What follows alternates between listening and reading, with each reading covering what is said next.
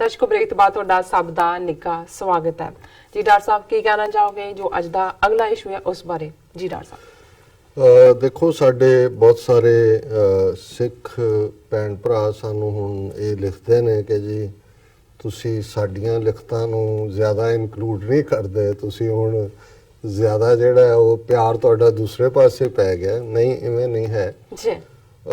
मैं ये समझदा है कि ਜਿਹੜੇ ਤਾਂ ਸਾਡੀ ਜਨਰੇਸ਼ਨ ਵਾਲੇ ਨੇ ਬਿਲਕੁਲ ਜੇ ਉਹਨਾਂ ਨੂੰ 30 ਸਾਲਾਂ 'ਚ ਜੋ ਕੁਝ ਸਾਡੇ ਨਾਲ ਹੋਇਆ ਜਾਂ ਵਾਪਰ ਰਿਹਾ ਹੈ ਇਹ ਸਭ ਨੂੰ ਦੇਖਣ ਔਰ ਹੰਡਾਣ ਦੇ ਬਾਵਜੂਦ ਇਹ ਸਮਝ ਨਹੀਂ ਆਈ ਕਿ ਖਾਲਿਸਤਾਨ ਕਿਉਂ ਚਾਹੀਦਾ ਬਿਲਕੁਲ ਤੇ ਉਹਨਾਂ ਨੂੰ ਮੈਂ ਸਮਝਾ ਨਹੀਂ ਸਕਦਾ, ਉਹਨਾਂ ਨੂੰ ਕੋਈ ਵੀ ਨਹੀਂ ਸਮਝਾ ਸਕਦਾ ਜੀ।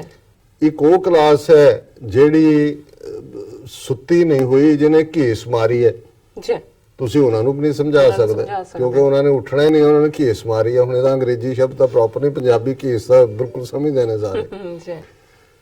ਤੀਸਰੀ ਜਿਹੜੀ ਕਲਾਸ ਖਾਸ ਤੌਰ ਤੇ ਯੰਗਸਟਰਸ ਦੀ ਹੈ ਉਹਨਾਂ ਦੀ ਮੈਂ ਗੱਲ ਸਮਝ ਸਕਦਾ ਕਿ ਉਹ ਕਿਉਂਕਿ ਜੋ ਕੁਝ ਜਿਹੜੇ ਅੱਜ 25-20 ਸਾਲ ਤੋਂ ਉੱਪਰ ਉਮਰ ਦੇ ਨੇ ਜਾਂ ਸਟੂਡੈਂਟ ਨੇ ਸਭ ਕੁਝ ਬਾਅਦ ਚ ਵਾਪਰਿਆ ਔਰ ਉੱਥੇ ਉਹਨਾਂ ਨੂੰ ਜਿਹੜੀ ਡਿਸ਼ ਪਰੋਸੀ ਜਾਂਦੀ ਹੈ ਉਹੀ ਮੀਡੀਆ ਇਲੈਕਟ੍ਰੋਨਿਕ ਹੈ ਜਾਂ ਇੰਨਾ ਕੁ ਨੈਗੇਟਿਵ ਸਿੱਖਾਂ ਦੇ ਖਿਲਾਫ ਪ੍ਰੋਪੇਗੈਂਡਾ ਖਾਲਿਸਤਾਨੀ ਲਹਿਰ ਨੂੰ ਜਿਹੜਾ ਹੈ ਉਹ ਕਾਲੇ ਦਿਨ ਜਾਂ ਆਤੰਕਵਾਦੀ ਲਹਿਰ ਉੱਥੇ ਜਾਂ ਜਦੋਂ ਅੱਤਵਾਦੀਆਂ ਦਾ ਦੌਰ ਸੀ ਕਾਲਾ ਦੌਰ।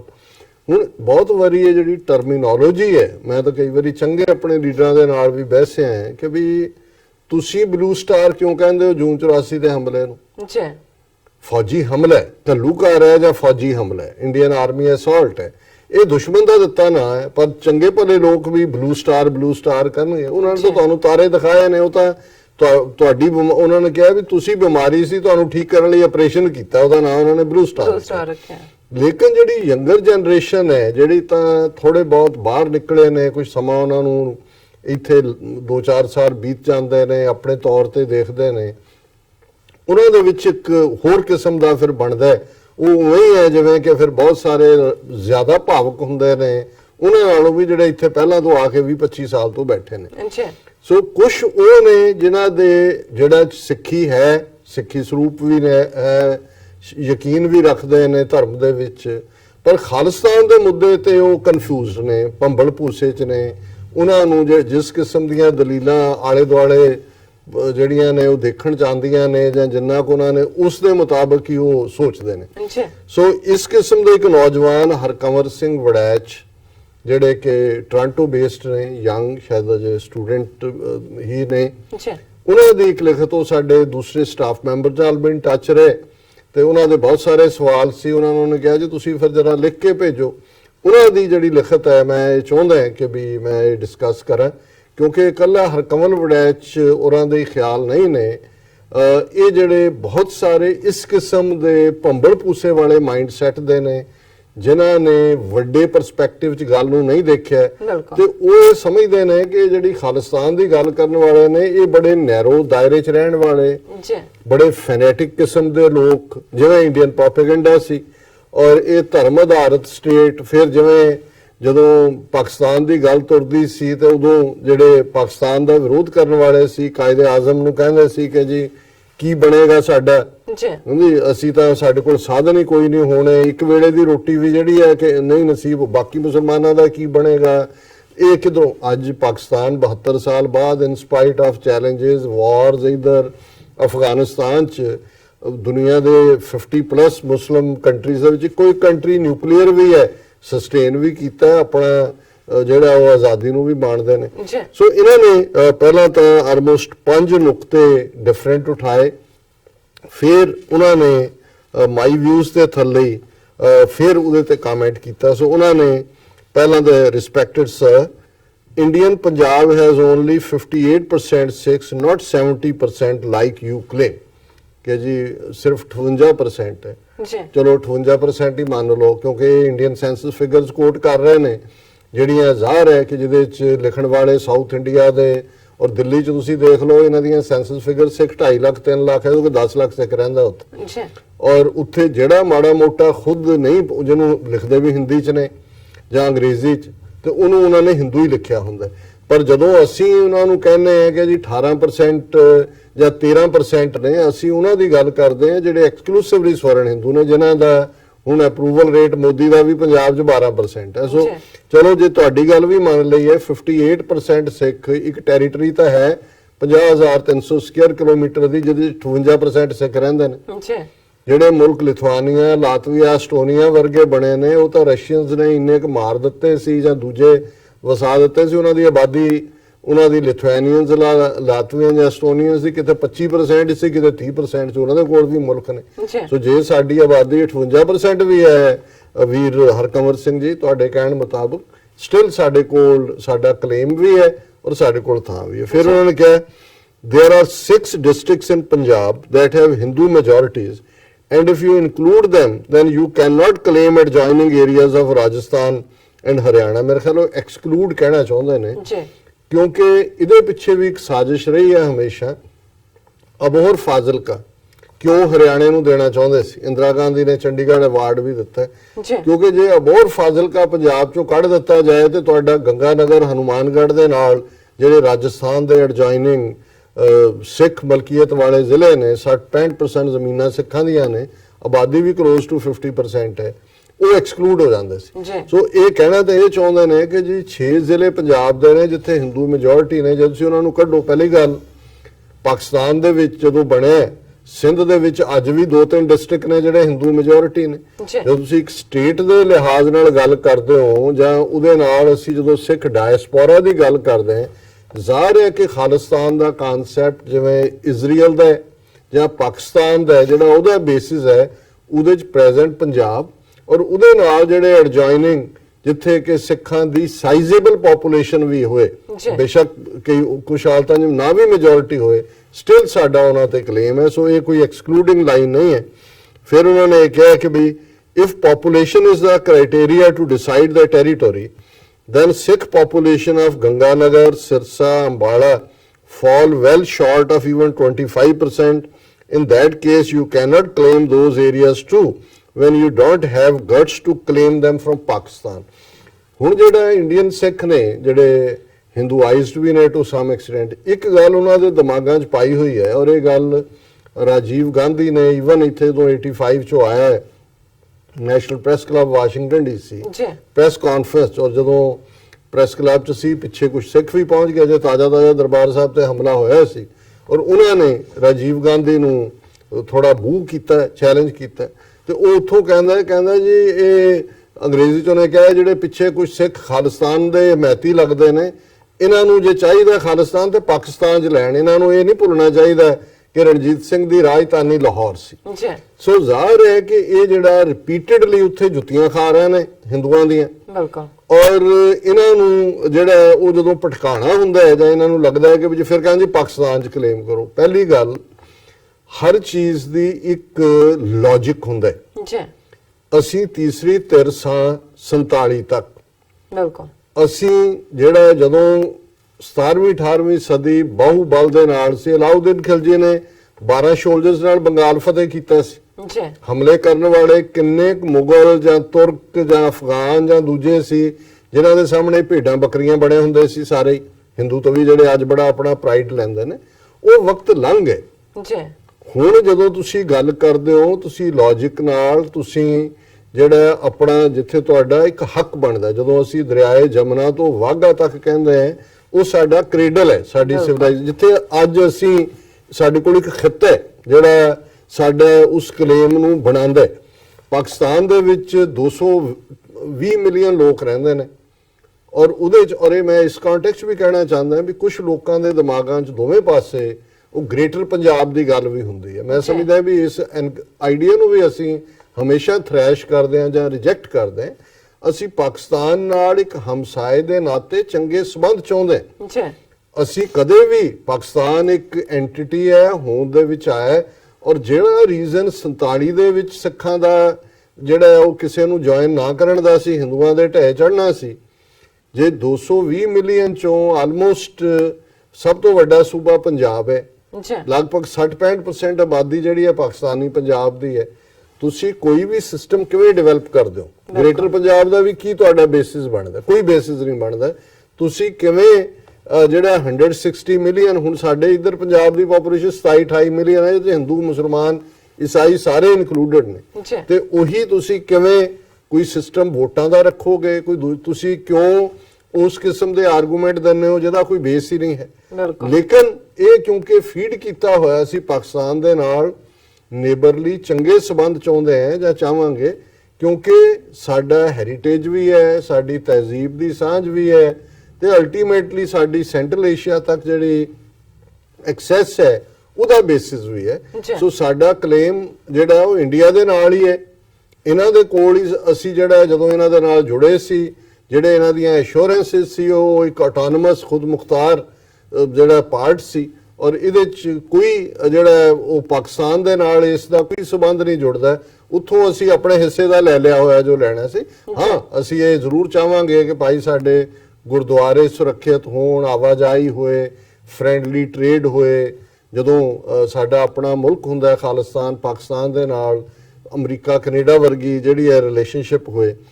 ਫਿਰ ਇਹ ਕਹਿੰਦੇ ਨੇ ਜੀ, it is shameful that you have no word to speak against Pakistan, which blatantly refused to count Sikhs as separate religion in the census in 2017. ਹੁਣ ਇਹ ਵੀ ਕਿਉਂਕਿ ਇੰਡੀਅਨ ਮੀਡੀਆ ਦਾ ਮਿਸਟਰ ਹਰਕੰਵਰ ਸਿੰਘ ਵੜੈਚ ਜੀ, ਜਿਸ ਭਾਰਤ ਤੋਂ ਤੁਸੀਂ ਆਏ ਹੋ ਜਾਂ ਜਿਸ ਦੇ ਨਾਲ ਤੁਹਾਡੀ ਲਾਇਲਟੀ ਹੈ, 72 ਸਾਲਾਂ ਤੋਂ ਤਾਂ ਤੁਸੀਂ ਹਿੰਦੂ ਬਣੇ ਹੋਏ ਹੋ ਉਹਨਾਂ ਦੇ ਕਨਸਟੀਟਿਊਸ਼ਨ 'ਚ। ਜੀ ਤੁਹਾਡਾ ਆਰਟੀਕਲ 25(20) ਜਿਹੜਾ ਹੈ ਉਹ ਸਿੱਖਾਂ ਬੌਧੀਆਂ ਜੈਨੀਆਂ ਨੂੰ ਹਿੰਦੂ, ਉੱਥੇ ਤਾਂ ਤੁਸੀਂ ਚੀਕਾਂ ਨਹੀਂ ਮਾਰੀਆਂ। ਬਿਲਕੁਲ ਬਿਲਕੁਲ। ਨਾ ਹੀ ਤੁਹਾਡੇ ਵਰਗੇ ਜਾਂ ਤੁਹਾਡੇ ਉਸ ਸੋਚ ਵਾਲਿਆਂ ਨੇ ਕਦੇ ਇਸ ਪਾਰਟ ਦੇ ਲਈ ਪਹਿਲਾਂ ਉੱਥੇ ਆਪਣੇ ਆਪ ਨੂੰ ਹਿੰਦੂ ਦੇ ਖਾਤੇ 'ਚੋਂ ਕਢਾ ਲਓ। ਪਾਕਿਸਤਾਨ 'ਚ ਮੈਕਸਿਮਮ 20 ਤੋਂ 25 ਹਜ਼ਾਰ ਸਿੱਖ ਨੇ ਜਿਹੜੇ ਸਿੱਖੀ ਸਰੂਪ ਵਾਲੇ ਜਿਨ੍ਹਾਂ ਨੂੰ ਕਿਹਾ ਜਾ ਸਕਦਾ।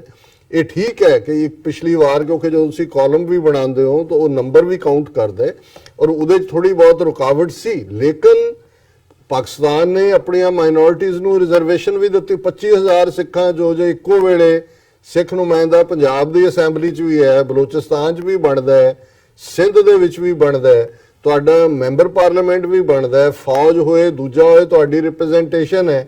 ਹੋਰ ਤੁਸੀਂ ਕੀ ਮੰਗਦੇ ਹੋ? ਇੱਕ ਉਹ ਸਟੇਟ ਜਿਹੜੀ ਇਸਲਾਮਿਕ ਸਟੇਟ ਹੈ, ਉਹਨਾਂ ਨੇ ਆਊਟ ਆਫ ਦਾ ਵੇ ਜਾ ਕੇ ਸਿੱਖਾਂ ਨੂੰ ਐਕੋਮੋਡੇਟ ਕੀਤਾ ਹੈ। ਪਿਸ਼ਾਵਰ, ਖੈਬਰ ਪਖਤੂਨਖਵਾ 'ਚ ਉਹਨਾਂ ਨੇ ਤੁਹਾਡੇ ਤਾਂ ਉੱਥੇ ਯੂਨੀਅਨ ਪਬਲਿਕ ਸਰਵਿਸ ਕਮਿਸ਼ਨ ਹਰਿਆਣੇ ਵਾਲੇ ਕਹਿੰਦੇ ਨੇ ਜੀ ਤੁਸੀਂ ਆ ਨਹੀਂ ਸਕਦੇ ਪੱਗ ਬੰਨ ਕੇ ਔਰ ਕੜਾ ਪਾ ਕੇ। ਔਰ ਦਿੱਲੀ 'ਚ ਕੀ ਹੋਇਆ, ਜਾਂ ਤੁਸੀਂ ਨਾਚ ਕਰਵਾ ਰਹੇ ਹੋ, ਪ੍ਰੈਜ਼ੀਡੈਂਟ ਤੁਹਾਡਾ ਬੈਠਾ ਹੈ ਔਰ ਗੁਰਬਾਣੀ ਪੜ੍ਹਦੇ ਆ, ਉਹ ਪਹਿਲਾਂ ਜਰਾ ਕਰੈਕਸ਼ਨਸ ਕਰਵਾ ਲਓ। ਪਾਕਿਸਤਾਨ ਦੇ ਵਿੱਚ ਤਾਂ ਘੱਟੋ ਘੱਟ ਖੈਬਰ ਪਖਤੂਨਖਵਾ ਨੇ ਹੱਕ ਦਿੱਤਾ ਕਿ ਭਾਈ ਤੁਸੀਂ ਪੱਗ ਬੰਨ ਕੇ ਚਲਾ ਸਕਦੇ ਹੋ ਮੋਟਰਸਾਈਕਲ, ਔਰ ਆਊਟ ਆਫ ਦਾ ਵੇ ਜਾ ਕੇ ਜਿੱਥੇ ਮਾੜੀ ਮੋਟੀ ਗੁਰਦੁਆਰਿਆਂ ਦੇ ਹਵਾਲੇ ਨਾਲ ਜਾਂ ਜਿੱਥੇ ਦੂਸਰਾ ਪਾਰਟ ਰਿਹਾ ਉਹਦੇ 'ਚ ਵੀ ਜਿਹੜਾ ਉਹ ਇੱਕ ਲੈਂਡ ਮਾਫੀਆ ਦੂਜੇ ਇਨਵੋਲਵ ਹੁੰਦੇ ਨੇ। ਲੇਕਿਨ ਇਹ ਕਹਿਣਾ ਕਿ ਜੀ ਉੱਥੇ ਪਹਿਲਾਂ ਤੁਸੀਂ ਆਪਣਾ ਜਿਨ੍ਹਾਂ ਨਾਲ ਕਿਸਮਤ ਜੋੜੀ ਸੀ, ਜਿਨ੍ਹਾਂ ਦੇ ਲਈ ਤੁਸੀਂ ਪਾਕਿਸਤਾਨ ਦਾ ਵਿਰੋਧ ਕੀਤਾ ਸੀ, ਪਹਿਲਾਂ ਉਹਨਾਂ ਤੋਂ ਆਪਣੇ ਹੱਕ ਲੈ ਲਓ। ਪਾਕਿਸਤਾਨ ਜਿੰਨਾ ਆਊਟ ਆਫ ਦਾ ਵੇ ਜਾ ਕੇ ਸਿੱਖਾਂ ਨੂੰ ਅਕੋਮੋਡੇਟ ਕਰ ਰਿਹਾ, ਮੈਂ ਸਮਝਦਾ ਵੀ ਜਿੰਨੀ ਇੱਜ਼ਤ ਸਿੱਖਾਂ ਦੀ ਪਾਕਿਸਤਾਨ 'ਚ ਹੈ ਦੁਨੀਆ 'ਚ ਹੋਰ ਕਿਤੇ ਨਹੀਂ ਹੈ, ਭਾਵੇਂ ਅਸੀਂ ਅਮਰੀਕਾ 'ਚ ਬੈਠੇ ਹਾਂ ਜਾਂ ਕੋਈ ਹੋਰ ਵੀ ਬੈਠੇ ਨੇ ਜਿੱਥੇ। ਫਿਰ ਇਹ ਭਾਈ ਸਾਹਿਬ ਕਹਿੰਦੇ ਨੇ, so you say that Pakistan can be forgiven for everything they did towards Sikhs, but Sikh heritage is in shambles in Pakistan. Tell me, what special Pakistan has done when they can't even take care of gurdwaras there? Before you dismiss this as Indian government propaganda, then there are two proofs. One is a research done by a Sikh, Mr. Amandeep Singh, through his book The Lost Heritage. Author source is a book written by a Pakistani himself. The other source is a book written by a Pakistani himself, Mr. Haroon Khalid, Walking with Nanak. फिर उन्होंने link दिता है, और that Walking with Nanak, which gives a harrowing account of gurdwaras being used as place for alcoholics and druggists. देखो जिन्हां दे नाल असी किस्मत जोड़ी 47 ਤੋਂ ਬਾਅਦ ਕਦੇ ਵੀ ਇੰਡੀਅਨ ਗਵਰਨਮੈਂਟ ਨੇ ਨਹਿਰੂ ਤੋਂ ਲੈ ਕੇ ਅਪਰ ਲੈਵਲ ਤੇ ਸਿੱਖ ਇਸ਼ੂ ਨੂੰ ਪਾਕਿਸਤਾਨ ਦੇ ਨਾਲ ਅਦਰ ਦੈਨ ਕਿ ਗੁਰਦੁਆਰਿਆਂ ਦੇ ਜਿਹੜੇ ਟਰੈਵਲਰ ਨੇ ਸਾਲ 'ਚ 4 ਵਾਰ ਜਾਣਗੇ, ਕੋਈ ਉਹਨਾਂ ਨੇ ਇੰਟਰਸਟ ਨਹੀਂ ਦਿਖਾਇਆ। ਇਹਦੇ 'ਚ ਕੋਈ ਸ਼ੱਕ ਨਹੀਂ ਹੈ ਕਿ 65 ਔਰ 71 ਦੀਆਂ ਜੰਗਾਂ 'ਚ ਪਾਕਿਸਤਾਨ ਵੀ ਡਿਵੈਸਟੇਟ ਹੋਇਆ। ਸਿੱਖ ਫੈਕਟਰ ਕੋਈ ਬਹੁਤਾ ਫੈਕਟਰ ਨਹੀਂ ਸੀ ਕਾਊਂਟ ਹੁੰਦਾ। ਗੁਰਦੁਆਰੇ ਜ਼ਾਹਰ ਹੈ ਕਿ ਵੀ ਪਾਕਿਸਤਾਨ ਚੋਂ ਸਾਰੀ ਸਿੱਖ ਪੋਪੂਲੇਸ਼ਨ ਇੱਧਰ ਆ ਗਈ, ਬਹੁਤ ਥੋੜੇ ਜਿਹੜੇ ਨੇ ਇਲਾਕਾ ਗੈਰ ਜਾਂ ਏਜੰਸੀ ਏਰੀਆ 'ਚ ਸੀ। ਹੁਣ ਜਿਵੇਂ ਥੋੜੇ ਥੋੜੇ ਨਨਕਾਣਾ ਸਾਹਿਬ ਜਾਂ ਦੂਜੇ ਆਏ ਨੇ, ਉਸ ਪੀਰੀਅਡ 'ਚ ਨਹੀਂ ਸੀ। ਔਰ ਇਹਦੇ ਬਾਵਜੂਦ 84 ਤੋਂ ਬਾਅਦ ਜਦੋਂ ਸਿੱਖਾਂ ਦਾ ਡਾਇਸਪੋਰਾ ਸਿੱਖਾਂ ਦੇ ਨਾਲ ਇੰਟਰੈਕਸ਼ਨ ਸ਼ੁਰੂ ਹੋਇਆ, ਹੌਲੀ ਜਿਹੜੇ ਗੁਰਦੁਆਰੇ ਬੰਦ ਪਏ ਸੀ ਉਹ ਖੁੱਲ੍ਹਣੇ ਵੀ ਸ਼ੁਰੂ ਹੋਏ। ਰੈਨੋਵੇਸ਼ਨ ਵੀ, ਜਿਨ੍ਹਾਂ ਦੇ ਵਿੱਚ ਬਾਬੇ ਦੀ ਬੇਰ ਸਿਆਲਕੋਟ ਹੈ, ਰੋੜੀ ਸਾਹਿਬ ਐਮਨਾਬਾਦ ਹੈ, ਗੁਰਦੁਆਰਾ ਸੱਚਾ ਸੌਦਾ ਹੈ, ਕਰਤਾਰਪੁਰ ਦਾ ਜ਼ਿਕਰ ਅਸੀਂ ਕਰਦੇ ਕਿ ਕਿਵੇਂ ਕਿਸ ਲੈਵਲ ਤੇ ਇਹ ਚੱਲ ਰਿਹਾ। ਔਰ ਜਿਹੜੇ ਅਮਨਦੀਪ ਸਿੰਘ ਹੋਰਾਂ ਦਾ ਇਹਨਾਂ ਨੇ ਜ਼ਿਕਰ ਕੀਤਾ ਕਿਤਾਬਾਂ, ਮੇਰੇ ਟੇਬਲ ਦੇ ਉੱਤੇ ਦੋਨੋਂ ਕਿਤਾਬਾਂ ਪਈਆਂ ਨੇ, ਮੈਂ ਮਿਲਿਆ ਵੀ ਹੈ ਇਹਨਾਂ ਨੂੰ ਕੈਲੀਫੋਰਨੀਆ। ਹੁਣ ਜੇ ਮਲੇਸ਼ੀਆ ਦੇ ਵਿੱਚ ਬੁੱਕ ਰਿਲੀਜ਼ ਹੁੰਦੀ ਹੈ ਤੇ ਪਾਕਿਸਤਾਨ ਦਾ ਹਾਈ ਕਮਿਸ਼ਨਰ ਉੱਥੇ ਪਹੁੰਚਦਾ ਹੈ ਰਿਲੀਜ਼ ਦੇ ਲਈ, ਤੇ ਅਮਨਦੀਪ ਸਿੰਘ ਪਾਕਿਸਤਾਨ ਦੀਆਂ ਜਿਹੜੀਆਂ ਬੜੀਆਂ ਸਿਕਿਉਰਿਟੀ ਐਂਗਲ ਤੋਂ ਇੰਪੋਰਟੈਂਟ ਕਿਲੇ ਜਾਂ ਹਵੇਲੀਆਂ ਜਾਂ ਦੂਜਿਆਂ ਦੀਆਂ ਪਿਕਚਰਸ ਲੈਂਦਾ, ਕਿਹਨੇ ਅਲਾਉ ਕੀਤਾ ਉਹਨੂੰ?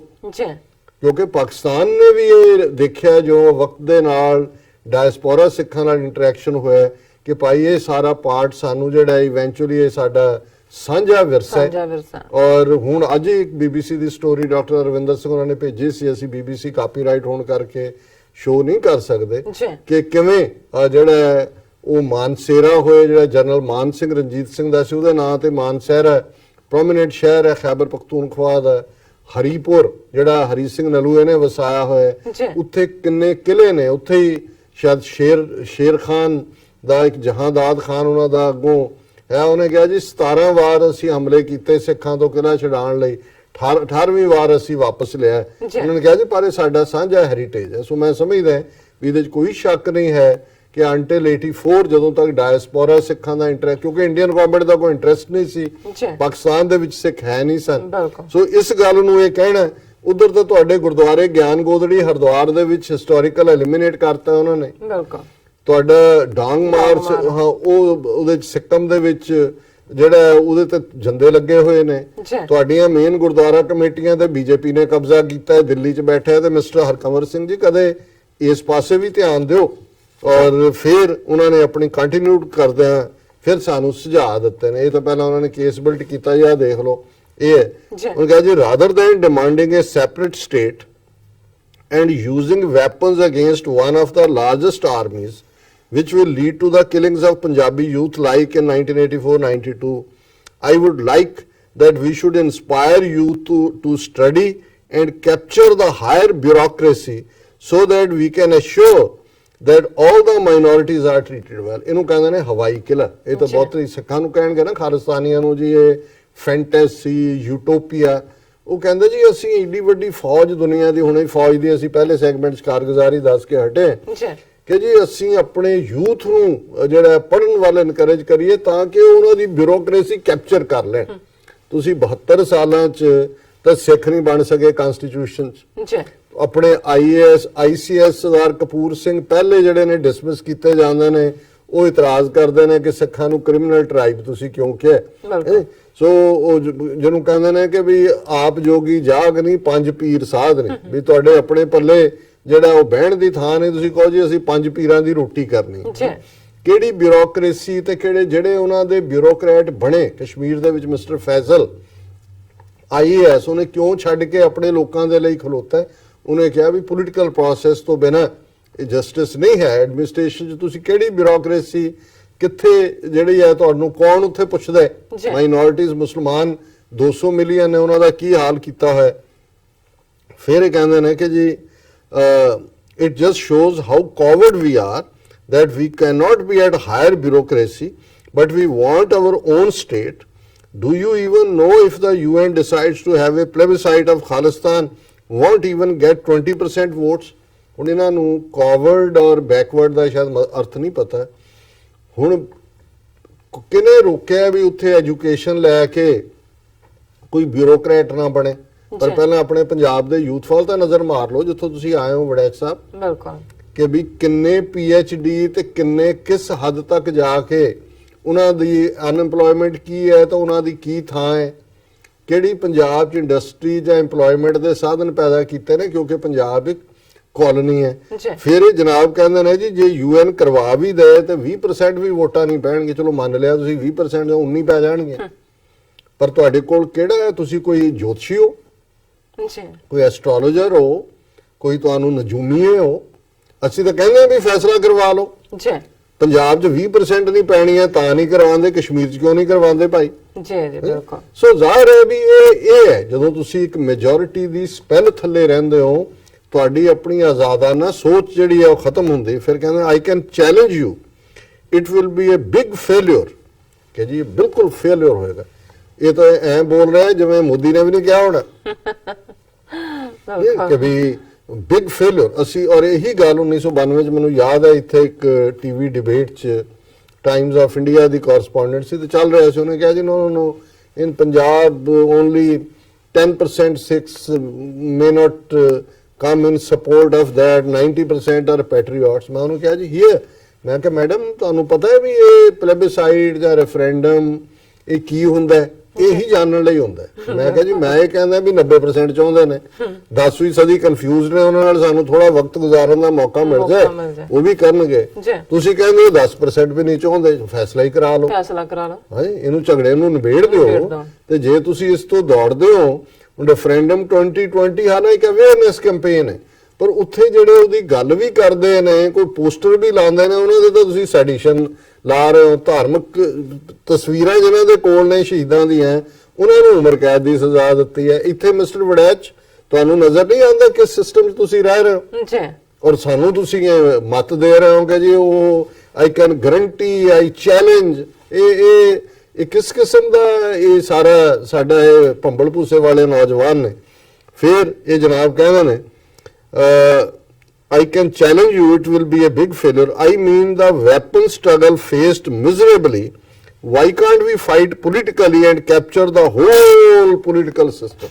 ਵਾਹ ਵਾਹ ਵਾਹ, ਕਿਆ ਕਹਿਣੇ।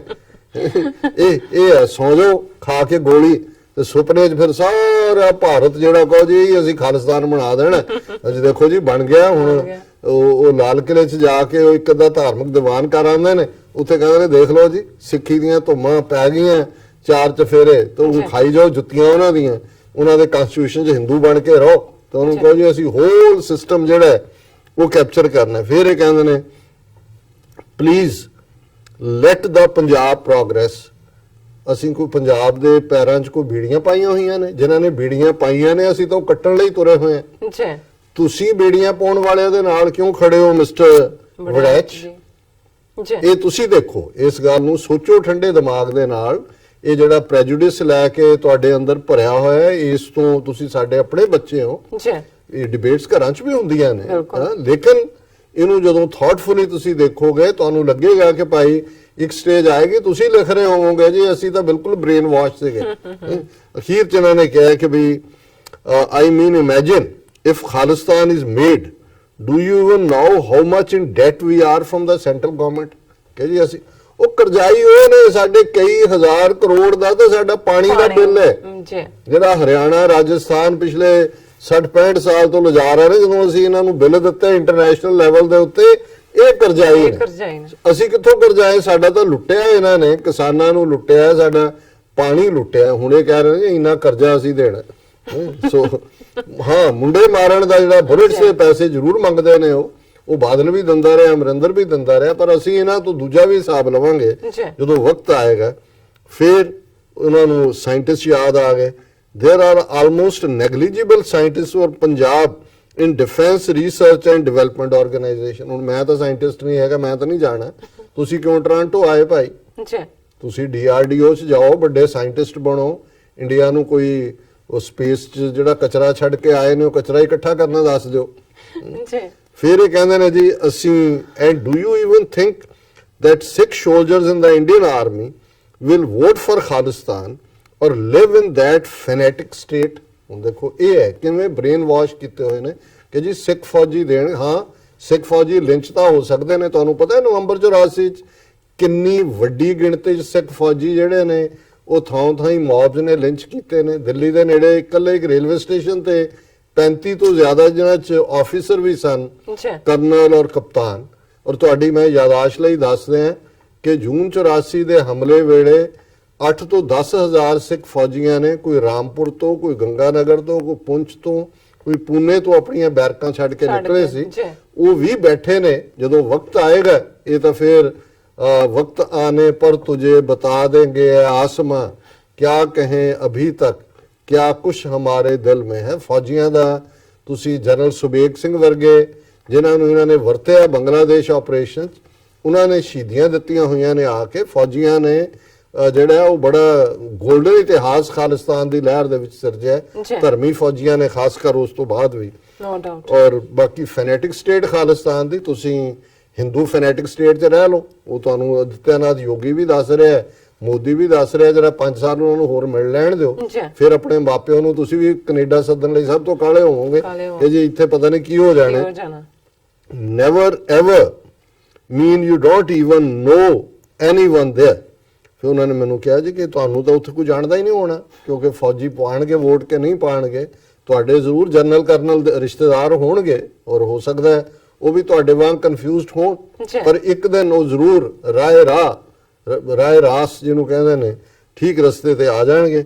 And please tell me what are your views on Mumbai attack, Hafiz Saeed and Masood Azhar. ਦੇਖੋ ਕਿਵੇਂ ਇੰਡੀਅਨ ਮਾਈਂਡਸੈਟ ਬਣਾਇਆ ਹੋਇਆ ਹੈ ਮਿਸਟਰ। ਇਹਨਾਂ ਦੀ ਤਾਂ ਗੱਲ ਛੱਡੋ, what do you think of Rajiv Gandhi, HKL Bhagat, Sajjan Kumar, Tytler? ਪਹਿਲਾਂ ਨਵੰਬਰ 84 ਦੇ ਆਪਣੇ ਜਿਹੜੇ ਹਜ਼ਾਰਾਂ ਮਾਰੇ ਨੇ, ਉਹਨਾਂ ਦੇ ਕਾਤਲਾਂ ਦੇ ਨਾਂ ਤੁਹਾਡੀ ਜ਼ੁਬਾਨ ਤੇ ਕਿਉਂ ਨਹੀਂ ਆਉਂਦੇ? ਅਸੀਂ ਹਮੇਸ਼ਾ ਹੀ ਕਿਸੇ ਨੇ ਵੀ ਕਿਤੇ ਵੀ ਬੇਗੁਨਾਹ ਨੂੰ ਮਾਰਿਆ, ਅਸੀਂ ਉਹਨੂੰ ਕੰਡੈਮ ਕਰਦੇ ਹਾਂ, ਉਹ ਕੋਈ ਹੋਏ। ਪਰ ਇਹ ਜਿਹੜੇ ਤੁਸੀਂ ਨਾਂ ਲਏ ਨੇ ਜਾਂ ਇਹ ਸਾਰਾ ਕਰ ਰਹੇ ਹੋ, ਤੁਸੀਂ ਕਦੇ ਉਹਨਾਂ ਦੀ ਲਿਸਟ ਵੀ ਦੇਖ ਲਓ, ਉਹਨਾਂ ਦੇ ਵੀ ਨਾਲ ਨਾਂ ਲਿਖ ਦਿੰਦੇ, ਫਿਰ ਅਸੀਂ ਸਾਰਿਆਂ ਨੂੰ ਇਕੱਠਾ ਹੀ ਕੰਡੈਮ ਕਰ ਦਿੰਦੇ। ਫਿਰ ਉਹਨਾਂ ਨੇ ਅਖੀਰ 'ਚ ਕਿਹਾ, please come out of the fanatic idea and let Punjab progress. ਕਿ ਜੀ ਹੁਣ ਅਸੀਂ ਇਸ ਦੇ ਉੱਤੇ ਦਾ ਕੀ ਕਹਿ ਸਕਦੇ ਹਾਂ ਕਿ ਵੀ ਅਸੀਂ ਹੁਣ ਨਿਕਲ ਆਏ ਹਾਂ, ਤੁਹਾਡੀ ਚਿੱਠੀ ਚੋਂ ਨਿਕਲੇ ਹਾਂ, ਤਾਂ ਫੈਨੇਟਿਕ ਆਈਡੀਆ ਚੋਂ ਨਿਕਲ ਗਏ। ਔਰ ਫਿਰ ਵੀ ਤੁਹਾਡਾ ਸ਼ੁਕਰੀਆ, ਤੁਸੀਂ ਬੜਾ ਚੀਜ਼ ਜਿਹੜਾ ਭੁਲੇਖਾ ਸੀ ਖਾਲਸਾ ਪ੍ਰਤੀ ਆਏ। ਹਾਂ ਨਹੀਂ, ਭੁਲੇਖਾ ਤਾਂ ਖੈਰ ਇੰਨੀ ਜਲਦੀ ਨਹੀਂ ਦੂਰ ਹੁੰਦਾ, ਪਰ ਘੱਟੋ ਘੱਟ ਉਹਨਾਂ ਦਾ ਨਾਂ ਜ਼ਰੂਰ ਸੱਚੋ ਸੱਚ ਦੇ ਆਰਕਾਈਵਸ ਦੇ ਵਿੱਚ ਆ ਗਿਆ। ਤੇ ਕਦੇ ਜਦੋਂ ਉਹਨਾਂ ਨੂੰ ਹੋਰ ਪੋਜ਼ਿਟਿਵ ਆਈਡੀਆਜ਼ ਲੱਗਣਗੇ 2 4 5 ਸਾਲ ਬਾਅਦ, ਫਿਰ ਉਹ ਆਪਣੇ ਆਪ ਨੂੰ ਕਹਿਣਗੇ ਮੈਂ ਉਹ ਵੜੈਚ ਨਹੀਂ ਸੀ।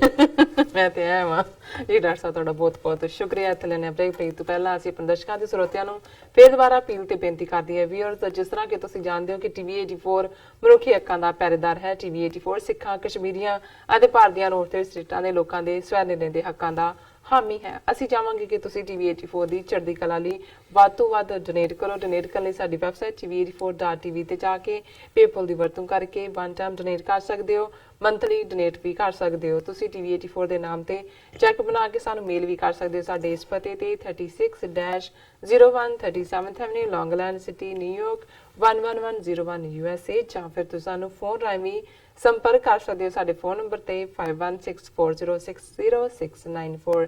Thank you so much viewers. ਤੁਸੀਂ ਕਿਤੇ ਨਹੀਂ ਜਾਣਾ, ਮਿਲਦੇ ਹਾਂ ਛੋਟੇ ਜਿਹੇ ਬ੍ਰੇਕ ਤੋਂ ਬਾਅਦ।